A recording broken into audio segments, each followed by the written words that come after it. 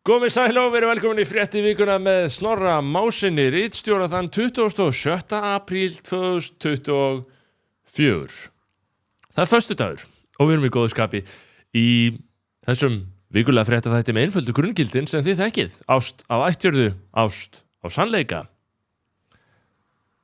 Spurningin er í vikunni í raun og veru hvað er ekki að frétta. Við erum með útlendingamálin á ný, við erum með samfélkinguna, við erum með hressandi ummæli Pretty Boy Choco, við erum með TikTok, við erum fjallum þjáningafrelsið og fleiri veigamikla þætti sem við auðvitað hugum reglulega að, en erum þó ekki þekkt í þessum þætti fyrir að endurtaka okkur. Þetta er alltaf eitthvað nýtt, alltaf eitthvað ferskt af því að raunverulega, þú veist, þannig að maður fara aðeins út af handritinu en þá lifi ótrúlega hraða tíma þar sem að hlutinir gerast mjög hratt, allir eru alltaf tengdir inn á alla atburðarásina frá upphafi, þannig að já, þetta er alveg smá svakalegt. Við nefnum það hér að við erum ekki einn af ríkismiðlunum í íslensku fjölmiðlalandslagi, þeim fjölmörgu ríkismiðlum í raun og veru sem reiða sig á þitt skattfé. Flestir þeir miðlar sem koma þér fyrir sjónur á hverjum degi reiða sig á þitt skattfé, jafnvel upp á hátt í 100 milljónir króna á ári sem renna til stærstu miðlana. Og þá er ég ekki að tala um ríkisútvarpið. Ríkisútvarpið er í annarri deild. Það eru fleiri milljarðar á ári. Og svo auglýska samkeppni sem kæfir aðra miðla. Og þetta er tiltölulega hugmyndafræðilega drifið batteri. RÚV og þú ert að borga fyrir það. Við hér í þessum fréttaþætti erum á frjálsum markaði og við verðum að taka undir með ritstjóra breska tímaritsins Spectator sem er næstu í 200 ára gamalt rit, nokkuð merkilegt rit. Ritstjóri Spectator sem hefur svona endurist þennan miðil í einhverju skilningi, þar að segja allan rétt úr kútnum á undanförnum árum. Hann er fyrir breskri þingnefnd að ég til að fjalla það hlutverk sem við teljum að ríkisvaldið eigi að hafa gagnvart frjálsum fjölmiðlum. Þetta er mjög áhugavert svar. Við skulum kíkja á þennan mann. I'd like to take you to the role of government in the sort of news sector and looking forward over the next few years, how interventionist do you think government should be in supporting the news sector, if at all? And what do you think would constitute government overreach? You should stay the hell out of it. You don't know anything about it. You're only trouble. We're not on your side. You're not on our side. We're different. I mean, relations between journalists, media, and government should always be bad and never at any account be allowed to get better. So I don't want any of your help. I've rebuilt The Spectator without any help from anybody here, or any government, or any tax incentives, or any intervention. You know, you can't even keep the streets safe at night. The Scottish Government can't build 2 bog standard ferries. This Parliament can't build a single high-speed line. So stay out of news. You're just trouble. Don't want any help. Just don't want you to interfere. I don't want your tax subsidies. I don't want your help. I want you just to concentrate on what... You know, I'm a Jeffersonian. The government should concentrate on doing what only government can do, and do it well. We have government that concentrates on doing far too much, all of which it does badly. So, please, we have gone through a major industrial upheaval, a major technological revolution, and we've come through the other side. We've lost people by the wayside. At times it seemed like the Bataan Death March. But we've come through. And we now know what we're doing. And we just want to be allowed to get on with it. Já, svipapælingar hér auðvitað, það er aðskilnaður ríkis og fjölmiðla sem við tölum allavega svona, eins og ég segi, á meðan RÚV er svona leiðilegu miðill, leggur ekki rækt við grunnskyldur sínar, talar til tungumál sem næstum engin landsmaður talar, kynjamálið, þetta er einhvers konar pólitísk eining orðið að hluta til, en annar hluti er skárri. RÚV væri góð pælingu þetta, ef þessi miðill væri einhvern veginn þannig að hann væri að hvetja fólk til dáða, hvessa andan eins og maður segir, en RÚV gerir það ekki, hann Ríkisútvarpið svona bælingar fyrirbæri sko. Allt annað mála þegar við erum að tala um fjölmiðla á ríkisvaldi þá er fjölmiðla nefnd auðvitað þarna inni líka sem við ætlum þá ekki að fara nánar út í hér þótt við gætum eins og Kató gamli forðum ákveðið að ljúga hverjum þætti hér með því að segja auk þess leggi til að fjölmiðla nefnd verði lögð niður. Kató gamli vildi leggja Karþagó í eyði, við viljum leggja fjölmiðla nefnd niður. Við erum á einkamarkaði. Við hér í Fréttavikuna, við erum í samstarfi við öflug fyrirtæki. Þorgrímsson, byggingavöruverslun sem býður þér upp á alvöru gæðaefni á öllum sviðum, flísara baðherbyggi, í eldhús, efni sem bæta hljóðvist í rýminu. Allt þetta á mjög sanngjörnu verði og ótrúleg þjónusta Þorgrímsson. Kíktu í verslunina, það er veisla að koma þarna, sérstaklega að pæla í einhverju svona efni einhvert. Myndkaup, þessa dagana eins og þið þekkið nokkur umræðum rafmyndir og uppsveifla á rafmyndamarkaði svo að segja, þótt þetta sé svona meira og minna stöðugt núna, einhvers staðar þarna rétt undir $70,000 fyrir eitt bitcoin og svo eru þetta vendingar á öðrum sviðum. Myndkaup er svona það fyrirtæki sem menn vísa til þegar Íslendingar vilja prófa sig áfram í smávælum fjárfestingum á þessu sviði. Flesti gera það í gegnum myndkaup sem er vottaður aðili frá fjármálaeftirlitinu og með leyfi og allt saman. Þetta er svona örugg en einföld leið til að kaupa rafmyndir.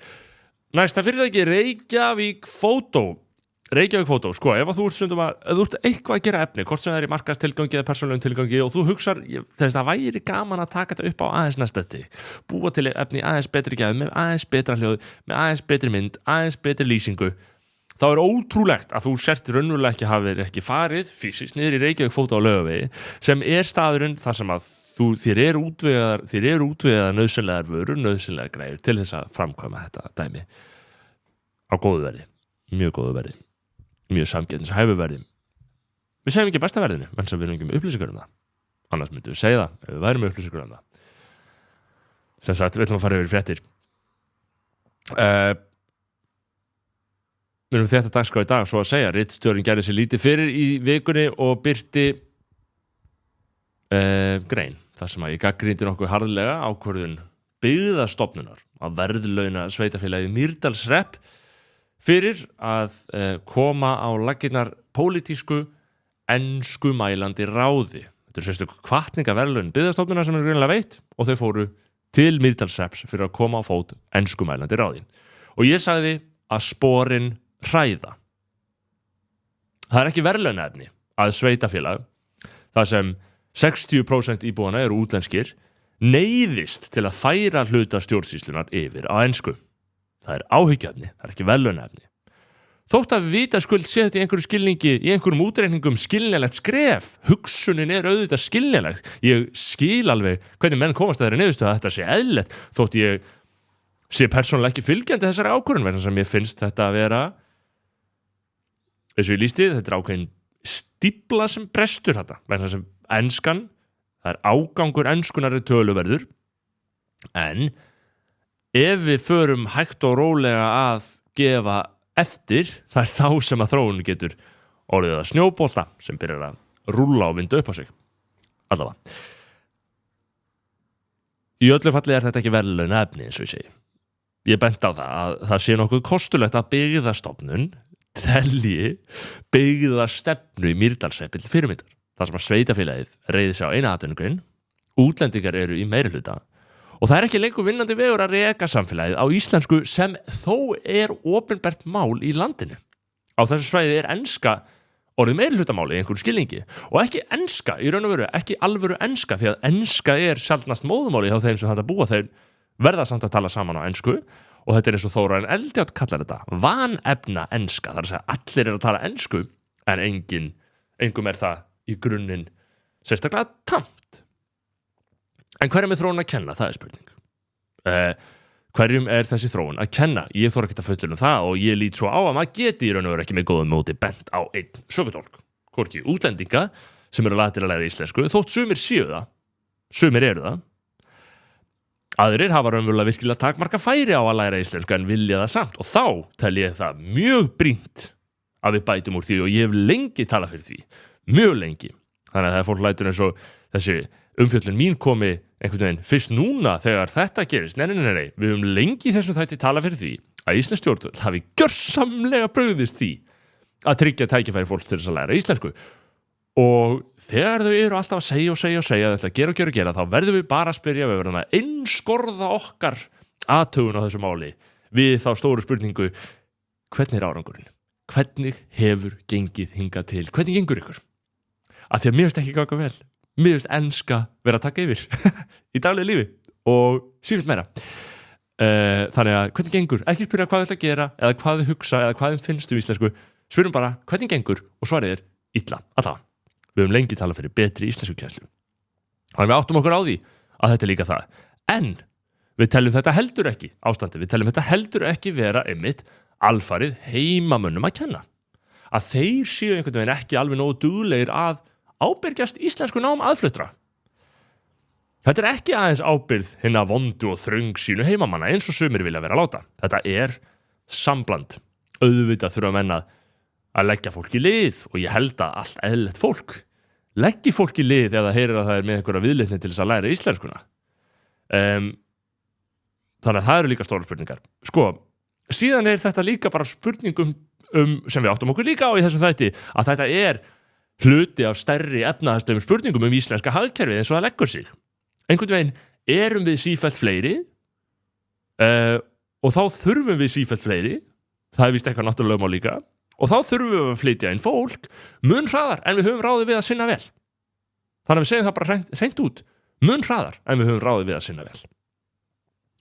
Þetta eru allt augljósir þættir sem við höfum margoft farið yfir í þessum þætti. En að ég skuli hafa vogað mér að gagnrýna Byggðastofnun fyrir að verðlauna þennan dapurlega atburð sem er að það þurfa að færa stjórnsýslu ensku. Ég gagnrýndi þetta, ég var einhverjum að gagnrýna það að Byggðastofnun skuli ákveða að verðlauna þetta. Ekkert ákvörðunina per se þetta ensku mælandi ráð, eins og ég segi, einhver skilningur á einhverju stígi á því að það verði á einhverjum tímabúti eðlilegt skref, en að verðlauna það finnst mér senda mjög skrítin skilabóð, allavega. Að maður skuli hafa vogað sér að gagnrýna það fer greinilega út fyrir öll mörk hjá sumum. Og þarna kynntu sér skautun sem ég reyndar las í dag að sveitastjórinn held í Mýrdalshreppi sakar ritstjórinn að valda skautun, þetta skautun og hugtak það þarf að fleygja því í ruslið af því að það er misnotað úr öllum áttum, held ég. Ég segi að þetta fólk, að ef við tölum skautinu, við tölum raunverulegum polariseringu sem er svo merkilegt. Það er hættu því, og ég hugsa það er hættu því ef fólki sem hata mig sér að ég sé að gagnrýna það að stjórnsýsla fari fram á ensku og skautunin er slík að allt sem ég segi sé í eðli sínu rangt og problematískt, þá fer þetta fólk út og þá veldi ég því með því að fjalla þetta, þá veldi ég því að þau fara að hugsa nei, ég hata hann gaur, þannig að ég vil að stjórnsýsla sé á ensku, færum allt yfir ensku, þannig að það væri vandamáli við skautunina, það er þegar við og ég hef sagt að grunnur af polariseringu er að hafa ekki vitsmjörnulegt sjálfstæði til þess að sjá þætti í málflutningi aðila sem kannski ekki alltaf sammála, en að leyfa þeir að sjá þætti sem þú ert sammála og vera þá sammála þeim þáttum ánum þess að þá gefa þeir allt sem þau segið sér rétt. Þannig að það er svona einn ángiðis sem er svo sem kannski aðeins til hliðar við þetta dæmi, en skautun hræðilegt fyrirbæri, hræðilegt orð. Netverjar leyfðu sér að ausa svoleiðis svívirðingum yfir ritstjórann fyrir að vekja málsa þessari vafasömu þróun og þessari sífellt viðkvæmari stöðu íslenskunar, og við getum tekið 2 sýnishorn, það voru margar athugasemdir, við getum tekið 2 sýnishorn sem hafa einhverja víkt af því að það er margt sem er sagt, sem er léttvægt en sumt þarf maður að hlusta á, kannski stundum þótt annars sé alveg ómarktækt og sumt af því sem ég nefni hér sé líka ómarktækt, en allan Borgarfulltrúi Samfylkingarinnar, Sabine Leskopf, hún fer með þau sannindi á Facebook að í minni umfjöllun felist það að ég sé að innan gæsalappa gera lítið úr fólki sem talar ekki íslensku, einfaldlega vegna þess að býri þannig aðstæðum. Eins og það sé á einhvern hátt að sér að gera, með því að benda á að það sé vafasamt skref að skipta að vera ensku í stjórnsýslu landsins, það var ég að gera lítið úr þeim. Svona dregur fólk ályktanir. Annar dyggur samfylkingarmaður, Gunnar Hörður Garðarsson, sem þar til fyrir skemmstu starfaði sem upplýsingafulltrúi hjá ríkislögreglustjóra en er nú á framfæri okkar skattgreiðenda í Brussel, Hann gengur lengra en Sabine Leskopf í athugasemd og segir skrif mín grímulaus rasismi. Það eru fréttir. Þetta grímulaus rasismi. Ég spyr mig auðvitað hvernig maður bregst við svona rógi, en við ætlum ekki að gera það hér, kannski sérstaklega, en bendum á að það vill svo til að þetta auðvitað hluti af pólitískri baráttu hjá fólki sem þessu. Það vill svo til að báðir þessir gagnrýnendur ritstjórans standa í ströngu innan eigin flokks Samfylkingarinnar við að benda einmitt á svipaðan grímulausan rasisma nýrrar flokksforystu í Samfylkingunni, sem hefur lagt upp með eilítið íhaldsamari og að mínum að skynsamari stefnu í útlendingamálum. Sumir vilja ekki heyra á slíka breytingu minnst. Þannig að nú gengur barátta ákveðinar svona órólegar deildarinnar flokksins út á að, eins og ég sé þetta, fá einhver svona tísku orð umburðarlyndis fræðana samþyktin í ályktanir hér og þar. Það snýst eins og ég segi svolítið mikið orð, mannúð, fjölbreytileika, fjölmenningu, inngildingu, og þessi orð hljóma vel í einhverju skilningi. Þau hljóma vel, þau hljóma mjög svona, þau anga af umburðarlyndi. En Kristrún Frostadóttir segir eins og Sigfús Daðason skáld, orð, ég segi alltaf færri og færri orð, enda hafði ég lengi á því mítlan bifur, við verðum að halda áfram við kvæðinu. Teikn mannsins, segja þeir, heldur Sigfús áfram, þó þeir gerir sér ekki ljóst að orð eru dýr, nýja með hverju þau geta borgað. Þetta náttúrulega innblásið að vera að vísa í Sigfús Daðason, en þetta rétt, orð eru dýr, og það það sem Kristrún hefur átt að sjá, að hvert orð sem hún mælir að vörum fram núna dýrt, að því hún þarf að standa við þau. Þannig að, eins og ég segi, 20 milljarðar áfram í flóttamannamál, orður dýr, þannig að hún að spara þau. Samfylkingin hefur mælist með meir en 30% af fylgi eftir að þessar breytingar voru gerðar á stefnunni. Meir en 30% af fylgi, flokkur sem var næstu í dottun út af þinginu sín tíma fyrir ekki svo mörgum árum. En hvaða íhaldssama stefna þetta þá hjá Samfylkingunni? Hvað felur hún í sér? Hvaða stefna þetta sem skortir öll þessi fögru orð? Hvað býr handan orðana? Ég vil að blaða í merkurriti breska hagfræðingsins Paul Collier, sem heitir Exodus, How Migration is Changing the World. Það að segja Exodus, sem þekkt úr biblíunni, það eru fólksflutningarnir. Hvernig fólksflutningar eru að breyta veröldinni. Og þetta auðvitað staðan víða. Og þetta er umræðefnið eiginlega allstaðar.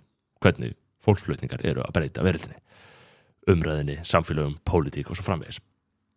Og þetta bók eftir Paul Collier sem ritstjórinn hefur áreiðanlegar upplýsingar að hafi gengið mann á milli í nýrri forystu Samfylkingarinnar. Collier hefur, þessi breski Collier, hefur talað líka á viðburðum hjá danska jafnaðarmannaflokknum og virðist hafa einhver tengsl við Mette Frederiksen, hefur allan skrifað hana töluvert, dáist að henni. Og eins og ég segi, ég hef heimildur að innan Samfylkingarinnar, innan þessar nýju flokksforystu, þá séu menn hrifnir að þessari bók, Exodus, eftir Paul Collier. Og hann fjallar fólksflutninga út frá ýmsum áhugaverðum sjónarhornum. Og ekki aðeins þessari einföldu niðursóðnu mynd við á Vesturlöndum eru ríkt fólk og gott fólk, ergo við ætlum að hafa opin landamæri fyrir öllum. Þetta í alvöru ekki óútbreytt sýn, en hún gengur augljóslega ekki upp og kemur okkur ekki langt. Collier fjallar þvert á móti af mikilli virðingu þau flóknu og ófyrirséð áhrif sem ofmiklir og ofhraðir fólksflutningar geta haft á samfélag. Þá getum við nefnt innviði, félagslega samheldni, félagslegt undirboð á vinnumarkaði og ótal marga aðra þætti sem hann fer yfir. Og svo nefnir Collier hina hliðina að það ekki endilega besta aðstoð eða eftir atvikum syndaaflausn sem Vesturlönd geta gert. Að taka framagjarnt fólk með framtíðarsýn úr þessum fátæku samfélögum, skilja samfélögin eftir manni fátækari og taka innflytjandan í sína þjónustu. Þetta ekki endilega, ef þú horfir á heildar áhrif aðgerðarinnar, hið góða og rétta skref. Þegar kemur að mannúð og fjölmenningu og mannréttindum, þá ertu ekki endilega með hið besta netto framlag með því að gera þetta. Og hann segir, Collier, að sé ekki galið að til þess horfa til Noregs í því efni sem skilgreinir að hans sögn sem ríki nokkuð þröngt hvernig innflutning háttað en gefur í staðinn þeim mun meira til þróunamála. Þannig að staðirnir, þaðan sem fólk myndi vilja flýja og með því að flýja þá, gera þá enn verri, að þeir frekar dafni í stað þess að við tökum bara við fólki þaðan. Þannig að þetta eru mjög áhugaverða pælingar og svo sem ekki nýjar en hann setur það mjög skynsamlega fram í þessari bók og ég segi, það ekki launungamáli heldur að þetta samfylkingin horfir mjög til þess hvernig danski jafnaðarmannaflokkurinn hefur haldið að málum. Ég held að Kristrún og Mette séu búin að hittast, það er í góðu sambandi, Kristrún líka í sambandi við norska verkamannaflokkin. Þannig að þetta svona, já, þetta þarna, það ákveðin hugmyndafræðileg tengsl á milli þessara bókar, milli Mette Frederiksen, milli Kristrúnar Frostadóttur. Collier, þessi höfundur sem skrifaði þessa bók sem ég tala hann skrifaði í grein árið 2019 það, hvernig eins og hann lýsir í Mette Frederiksen hreinlega endurvakti hina evrópsku sósíaldemókrata stefnu. Hann skrifaði þessari grein. Í samræmi við megin áherslu Mette Frederiksen á að hverfa aftur í kjarnaflokksins með því að taka til umræðu, áhyggjur vinnandi fólks. Hefur hún, Mette, veitt því sérstaka athygli hvernig best að standa að aðlögun innfluttra. Allir nýjir borgarar þurfa að sýna kerfinu hollustu sem gengur út á gagnverkandi skuldbindingar og gagnkvæma tillitssemi, sem eru grundvöllur hins félagslega kraftaverks í Danmörku. Að þeir geri þetta forsenda þess, skrifar Collier að svona sé þetta sem Mette Frederiksen hafi séð þetta fyrir sér, hans greining á hennar stjórnmálum, að þeir geris þetta, séu með þessar gagnverkandi skuldbindingar, gagnkvæma tillitssemi, forsenda þess að innflutningur fólks úr öðrum menningarheimum geti verið sjálfbær. Að innflytjendur gangist inn á einhvers konar sameiginlega þjóðar sjálfsmynd á nýja staðnum, þýðir ekki að þeir þurfa að láta önnur sérkenni sín lönd á leið. En, skrifar Collier, aðild þeirra þarf þó að vera nægilega afgerandi til þess að það fari ekki á milli mála að þeir hafi tileinkað sér nýja sjálfsmynd, hinn sameiginlega tilgang og þær skyldur sem því öllu fylgja. Og þetta mjög hófsum sýn, en eins og viðbröðin sína af þessum skrifum sem við vorum með hérna sístu vikunni, þá þykir þessi sýn problematísk í einhverju skilningi og af mörgum. Að þetta sé bara slíkt valda ójafnvægi, að það bara sé ekki hægt að bjóða fólki sem hingað flytur upp á það að krefja þau að gangast inn á ákveðin samfélagssáttmála, sem til dæmis að læra tunguna. Þannig að það fer í hönd líklega lífleg umræða á Íslandi það hvernig þessum málum verður háttallir frambúðar en hvað það. Þetta sérst Paul Collier sem við vorum að vísa til hana, höfundur bókarinnar Exodus sem ég mælum að kíkja á, að vísu ekki komin langt, en ég get ekki vóta fyrir allt efni í bókarinnar, ekki lesa hann alla, en enga síður. Það hægt að lesa þetta, auðvitað hægt að lesa hana ekki, líka, velta þessum málum hreinlega ekkert fyrir sér. Það hægt að halda því áfram að það séu engin mörk fyrir fjölda innflytjenda í svo lítið samfélag. Það hægt að neita því áfram að horfast í augu við mikil úrlausnarefni sem blasa þegar við það verið að tala Breiðholt núna, þar sem að 90% barna í ákveðnum skólum eru á erlendum uppruna. Það ekki hægt lengur að kenna með eðlilegum hætti vegna þess að það eru bara of miklar áskoranir. Það hægt að hætta við að horfa á þetta, það hægt að segja bara að þetta ekki vandamál, en ég held að það geti komið baki á fólki. Líklega örgastalegin með þetta allt saman, eins og þetta var í vikunni, að segja ekki neitt. Annars geta menn verið kallaðir grímulausir rasistar af woke skrýtnum búrókrötum í Brussel, sem þeir borga þó launin hjá. Jæja, förum við yfir í annað. Loftslagsmálin. Það gladdi ritstjóran að sjá mynd sem Þórarinn Hjartarson, hlaðvarpsmaður, birti á X í vikunni af matarspori á Landspítalanum. Matarspor á Landspítalanum, þetta var svona upp á skjá í hádegismatnum. Hvað matarspor? Jú, það útreikningur verkfræðistofunar Eflu á áætluðu kolefnisfótspori þeirrar máltíðar sem þú velur þér í mötuneitinu. Langverst í matarspori lasagna með kjöti. Það eins og að keyra 8 kilometra. Þannig að það mikil skömm í því. Öllu skárra grænmetislasagna, það 4 kilometrar af akstri. Og best fyrir umhverfið gulróta og engifer súpa, það aðeins 2 kilometrar, gjörðu svo vel. Og maður spyr sig, akkur var ekki búið upp á skordýr líka í matinn, eins og að keyra kannski 1 kilometra, eat the bugs, eins og við höfum nefnt hérna áður í þessum þætti. Það samsæriskenning sem við aðhyllumst að endalegt markmið sé að fæða okkar samastandi af skordýrum. Eat the bugs. Sömuleiðis hefði náttúrulega á þessari matarsporstöflu hefði verið hægt að sína 0 km kostin að borða ekki neitt, keyra ekki neitt, drekka bara vatn. það væri ábyrgjast gagnvart umhverfinu auðvitað og í raun og veru, ef maður fer út í það, væri ábyrgjara einfaldlega að vera ekki til. En því miður hafa ekki öll kost á að láta af tilvist. Það eru loftslagsmálin. Sko þótt Efla sé ennþá með góða samninga við Landspítalann og svona, þá verður því ekki neitað að sífellt minna rætt loftslagsmálin núna. Þegar ástandið orðið svona, já, augljóslega krítískt í til dæmis stríðsátökum víða heim.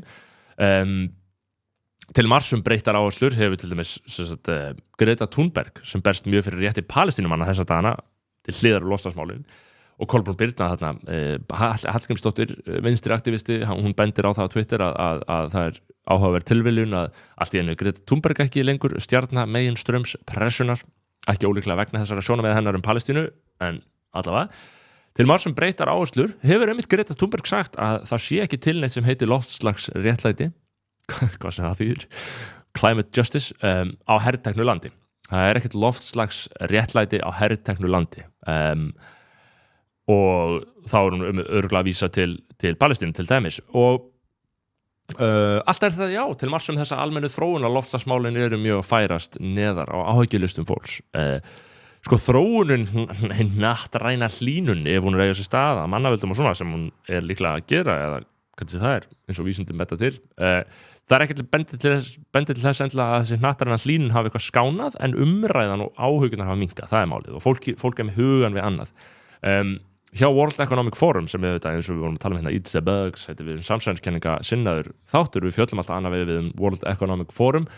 Ég fæ mikið að sendingum að Katrín Jakobsdóttir sem frambjóðandi World Economic Forum að því hún einhvern veginn, ég veit ekki hvað hún kölluð agenda contributor eða eitthvað svoleiðis hjá World Economic Forum, ég held hún hafi eitthvað að tala eitthvað og þá var að potta þetta eitthvað umhverfismál allavega hjá sjálfu World Economic Forum sem svona einhver skil ekki risa hugveita fyrir svona þessi almennu liberal tísku mál sem eru efst á baugi alltaf þau eru ekki að skilgreina lengur sem sagt loftslagsmál sem áhyggjuefni númer 1. Sadia Sahidi sem framkvæmdastjóri World Economic Forum, hún viðtalið og segir að samkvæmt fyrirliggjandi skýrslu sé upplýsingaóreiða og falsfréttir helsta áhættan sem heimsbyggðin stendur frammi fyrir á næstu 2 árum. Upplýsingaóreiða og falsfréttir. Á eftir upplýsingaóreiði og falsfréttum eru veðurfarslegar katastrófur, félagsleg skautun og svo vopna átök. Þannig að númer 1, upplýsingaóreiða og falsfréttir. Númer 4, virðist vera, eða allavega 2-3 vopna átök. Þannig að upplýsingaóreiða og falsfréttir eru stærsta áhættan sem mannkynið stendur frammi fyrir. Hljómar eins og eitthvað sem einhver myndi tróma upp með ef hann ætlaði að tilkynna í kjölfarið aðgerðir þar sem að hann næði betri stjórn á upplýsingum sem berast almenningi og þá væri hann þar með búin að réttlæta þá ritskoðun og þar með harðstjórn með því að samfæra almenning fyrst hinna stórhættulegu upplýsingaóreiðu. Þetta tilhneigingin hjá mörgum vestrænum stjórnvöldum að færa borgara aftur inn í lokuð áróðurskerfi eins og við lifðum við á 20. öld. Og við hvetjum eindregið til varúðar gagnvart þessum hugtökum sem íslenski stjórnmálamenn hafa ekki látið hjá liggja að gæla við þó í svona sveitamannslegri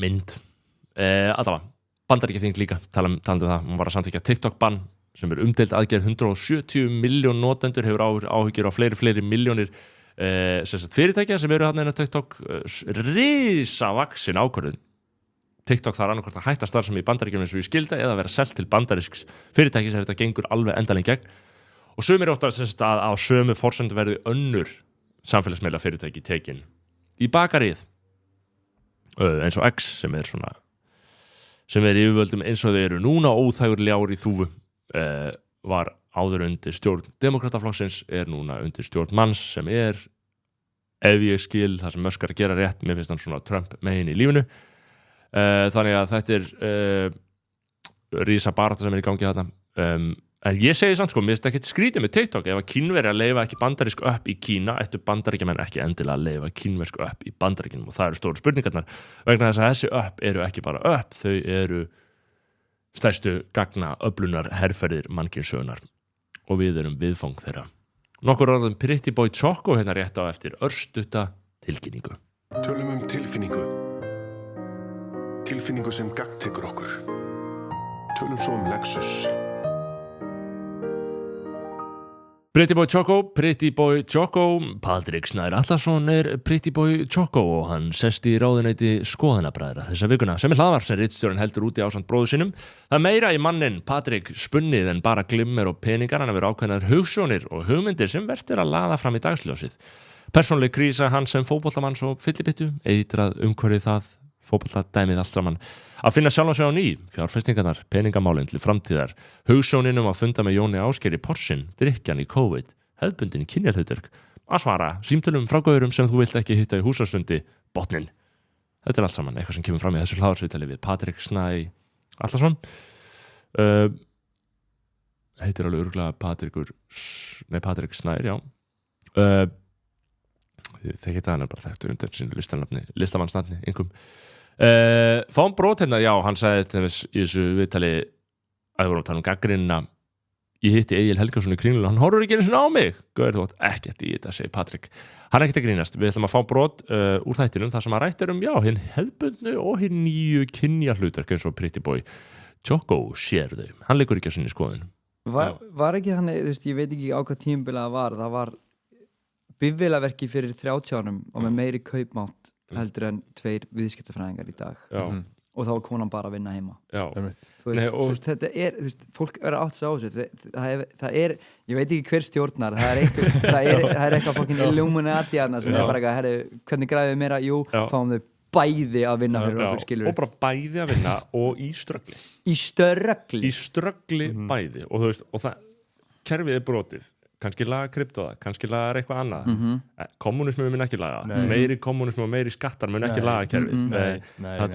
en kerfið er brotið og kannski er það bara hugafærið kannski er það bara að fólk þurfa að segja 2 skref tilbaka þið stjórnum mér ekki sko, það er mjög þú veist, þetta er það sem kapitalismin og þessi stóri félagi vilja að gera það að konur verður karýrdrifin sem að, þú veist, er bara allt í lagi, skilur, en ég held að það, þú veist, ég held að maðurinn eigi að vera karýrdrifin og leggja alla sína orku í það og hún á að vera nurturing og þá, þú veist, ef við tölum bara Excel og ef bæði hjónin að vera karýrdrifin þá segjum að það væri milljónamánuði en ég trúi því ef að kallinn væri bara karýrdrifin þá væri það 50% meira 5 milljónir já, eða eitthvað þannig, skilur, þú veist, að því er það ekki pointið að við höfum sem besta lífið og ég held, þú veist, auðvitað eru undantekningar sem sanna regluna en ég bara svona og ég held að þú veist, þau vilja þetta að því þau vilja hafa eitthvað bæði á hjólunum og þá náum við styttra og það er náttúrulega, þú veist, það er mjög áhugavert að hugsa til þess að menn hafi einhvern veginn gabbað alla út af vinnumarkað líka konur og kalla það svo frelsisbyltingu það er bara kjaftaði og það er alltaf ógeðslega fyndið að ef þú hefði sagt þetta kannski fyrir 4 árum það verið bara fyrirliðin búinn eða skilur við það umhverju var þannig núna bara ok, snilt, skilur þetta er bara mín skoðun, ég held þetta séðan skilur og bara kona mín, þú veist ég sé, við sjáum framtíðan auðvitað þar hún alltaf hafa sín tilgang og eitthvað en þú veist ég er the go-getter, skilur ég hugsa líka, þú veist ég hugsa allir karlar líka óháð því, þú veist, að því að auðvitað eru bara, þú veist, bæði kynin frábæri í alls konar störfum og mjög góði í alls konar drasli, en allir karlar myndu vilja geta haldið upp í heimili sínu án þess að kona þurft að vinna að sjálfsögð myndu vilja það er æðsta takmark já, maður, hún er eitthvað í Pilates fokkin geðveikt, eftir grínast hún getur stofnað kaffihús hún er líka manifest þetta, skilur hún er alltaf að senda þetta á mig bara eitthvað day of Pilates mom bara sagði þetta, við erum að manifest þetta líf, skilur þetta er lífið sem ég sé, ég vill að þú sér bara þú er bara eina sem þú hugsa eru börnin, heimili og sjálfvæði, skilur og fjölskylduna, þú veist, það þarf einhver að sjá láttu mig gefðu mér peningar á skilur, að því, þú veist ég held að kallmaðurinn sé meira gerður fyrir að hafa, þú veist, peningar áhyggjur það er nefnilega málið, ég tengi við þetta þess að kallmaðurinn hefur á endanum peninga áhyggjurnar þú veist, það er þannig á flestum heimilum að hafa hann bara einum, ekki tveim og mér finnst bara fínt að karja bara þá þær áhyggjur, ég skal taka 100% setja hann á axlir 100%, af hverju deilum hann á 2 af því þá er það bara tvöfaldir hann er ekki að fara að deila stæla á 2 hann er að fara bara að vera á 2 skilur og þú veist, ég sá eitthvað, það var eitthvað TikTok þú veist, það er að sveifla í þess átt, það var eitthvað TikTok skilur daginn, það var eitthvað kona eitthvað svona, þú veist, þetta mér langar að segja við bara, þú veist, konuna sem var fyrst til að segja eitthvað, hei, konur eiga líka rétt á að fara að vinna bara, þegiðu, ekki þú veist, þannig að akkur ætti fólk að vilja vinna, þú veist, það er náttúrulega líka punkturinn, sko. Já, þetta er, þú veist Þetta er feminista hotnið Já, ég meina þetta. Svo mörg voru þau orð vinnan göfgar mannin, það hefur nú verið megin stefnan hérna í þessum frétta þetta að vinnan göfgi mannin og auðvitað er það einhverju skilningi í þarfarhring flestra að vinna formlega vinnu það er kannski byggt á miskilningi, kannski hefur okkur verið selt eitthvað vafasamt það er mjög forvitnilegt hvernig tækniframfarir verða sífellt meiri en lífsbaráttan á ýmsum sviðum verður sífellt þyngri, hvers vegna eru stjórnvöld mögulega að rýra lífsgæðið okkar einhvern veginn en ljúga því að þau séu að tryggja öryggi okkar með öllum þessum stóru þungu kerfum snúast þessi kerfi sjálf sig Seðlabankarnir eru alltaf að þynna okkar peninga út með því að prenta meira út fyrir valdastéttina, fyrir stjórnvöld eins og ég skil kerfið. Þetta er umhugsunarefnið inn í vikuna, kæru hlustendur, kæru áhorfundur, kæru lesendur, ritstjórinn eins og ég minn ykkur á í samstarfi við Myndkaup, Þorn Þorgrímsson og Reykjavík Fótó. Að lokum þá brýni ég það fyrir ykkur að muna kjörorð þessa fréttaþáttar sem gæti hjálpað að hafa hugfast í öllum eitthvað daglegu athafnum næstu vikuna. Kjörorðin eru ást á ættjörðu, ást á sannleika, að öðru leyti sástu hér í næstu viku á föstudegi. Í millitíðinni, Guð blessi ykkur.